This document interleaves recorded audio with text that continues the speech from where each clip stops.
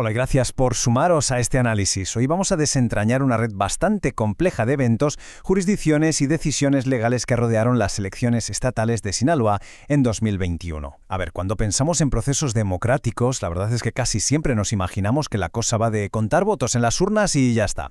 Pero no. El caso de Sinaloa nos abre una ventana fascinante para ver exactamente cómo funcionan los engranajes institucionales cuando los resultados se impugnan de verdad. Es una historia llena de matices que nos habla de los límites del poder, de la ley electoral y, sobre todo, de la confianza ciudadana. Así que vamos a meter la cabeza de lleno en esto con la gran pregunta del millón. Cuando una elección se ve, digamos, manchada por graves acusaciones de violencia, ¿quién tiene realmente la última palabra para validar esos resultados?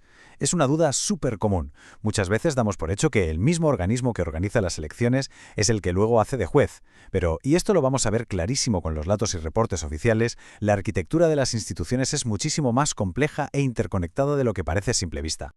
Para responder a esto de la forma más objetiva posible, vamos a seguir esta ruta. Empezaremos echando un vistazo al contexto de Sinaloa en 2021, luego hablaremos de la violencia electoral, repasaremos exactamente qué facultades tiene el INE, veremos el papel del tribunal en la validación y, para terminar, analizaremos esos lazos familiares y políticos de los que tanto se ha hablado. Empezamos con el punto número 1, Sinaloa 2021, el contexto. Pasamos al número 2, la violencia electoral.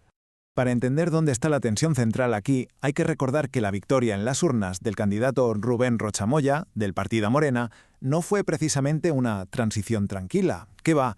Casi de inmediato, los partidos de la oposición impugnaron los resultados alegando una ola de violencia sin precedentes. Y ojo a las acusaciones, porque no son poca cosa. Hablaban de intervención directa del crimen organizado y reportaron privación ilegal de la libertad de varias personas durante la misma jornada de votación. De hecho, pusieron sobre la mesa más de 200 incidentes específicos. Y no estamos hablando de rumores de pasillo, sino de reclamaciones formales y detalladísimas que se incluyeron en el proceso legal de impugnación. Y esto nos lleva al punto 3, las facultades del INE. Vale, para entender cómo respondieron las instituciones a estas acusaciones tan graves, primero tenemos que mirar al Instituto Nacional Electoral, el INE.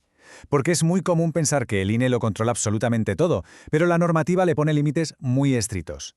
Bajo el mando del entonces presidente Lorenzo Córdoba Vianello, el instituto organizó el proceso de forma concurrente y supervisó cómo se recibían los votos en junio de 2021. Pero, y aquí está el detalle clave, su responsabilidad directa en las mesas terminó justo en el momento del conteo inicial. Por cierto, como apunte rápido de contexto institucional, Córdoba terminó su mandato de 9 años en abril de 2023 y le pasó el testigo a Guadalupe Tadei Zavala.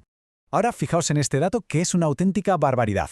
Durante la auditoría financiera paralela a las campañas, el INE detectó gastos omitidos e irregularidades en las cuentas de Morena. ¿De cuánto estamos hablando? Pues de nada menos que 82 millones de pesos relacionados con la candidatura del gobernador electo Rubén Rocha Moya. ¡Una locura! Esto nos demuestra que el INE sí que ejerció un poder de vigilancia brutal, pero manteniéndose siempre dentro de su terreno, que es estrictamente administrativo y contable. Entonces, ¿qué pasa con la violencia física reportada el día de las elecciones? Pues que el INE también hizo exactamente lo que le marcaban sus normas. Ante esa ola de incidentes y secuestros, lo que hizo el instituto fue recopilar las actas y presentar denuncias formales ante la Fiscalía General de la República, la FGR, para que se abriera una investigación penal. Básicamente, hicieron su trabajo dentro de sus competencias administrativas, pasando el balón a la autoridad de justicia que correspondía. Y creo que esto refleja de maravilla la estricta división de poderes en el sistema mexicano. Por un lado, tenemos al INE, que se encarga de organizar, auditar finanzas y denunciar si ve delitos. Pero el INE no puede validar ni calificar una elección para gobernador. Para eso, al otro lado, está el Tribunal Electoral. Ellos son los que realmente tienen el poder jurisdiccional. Son los encargados de coger la lupa, analizar a fondo las irregularidades, juzgar las pruebas de la oposición y tomar esa gran decisión final, validar o anular la elección. Lo que nos hace pasar al punto 4, el tribunal y la validación. Toda esa responsabilidad tremenda de decidir el futuro político del Estado cayó sobre los hombros del Tribunal Electoral de Sinaloa, el famoso TESI. A ellos les tocaba revisar meticulosamente las impugnaciones de la oposición. Y aquí es donde entra en escena una figura importantísima, la magistrada Aida Inzunza Cázares.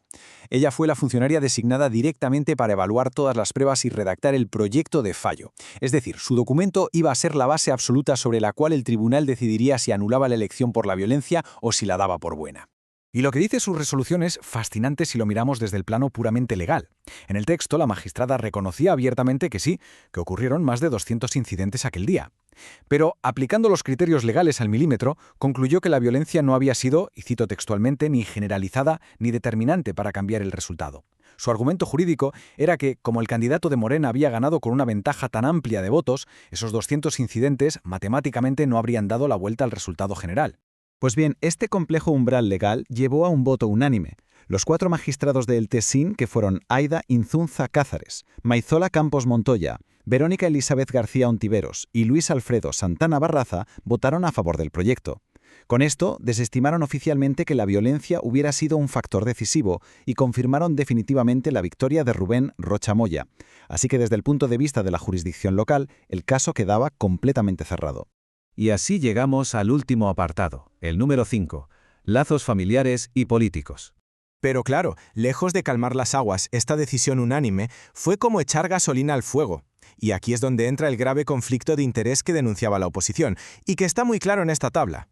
Resulta que la magistrada Aida Insunza Cázares, la misma que redactó el fallo a favor de validar la elección, es hermana de Enrique Insunza Cázares. ¿Y quién es él? Pues un destacado político de Morena, que justo después fue nombrado secretario de gobierno, exactamente en el gabinete del mismísimo candidato cuya victoria validó su hermana. A día de hoy, Enrique Insunza es además senador de la República por ese mismo partido. Como podéis imaginar, esto abrió la puerta a acusaciones muchísimo más grandes sobre la estructura de poder en la región. Investigaciones de medios como Latinuz y las declaraciones de ex consejeros del INE empezaron a señalar lo que consideran una red sistemática de nepotismo. Los críticos aseguran que el fallo careció por completo de imparcialidad institucional, porque, según argumentan, la familia Inzunza estaba concentrando puestos clave en el Estado. El hermano como número 2 del gobierno, su esposa ocupando un cargo en el Poder Judicial del Estado y la hermana tomando decisiones críticas en el Tribunal Electoral. Casi nada. Así que, a la luz de todos estos datos oficiales, los reportajes de investigación y las resoluciones judiciales, nos queda sobre la mesa una reflexión bastante provocadora.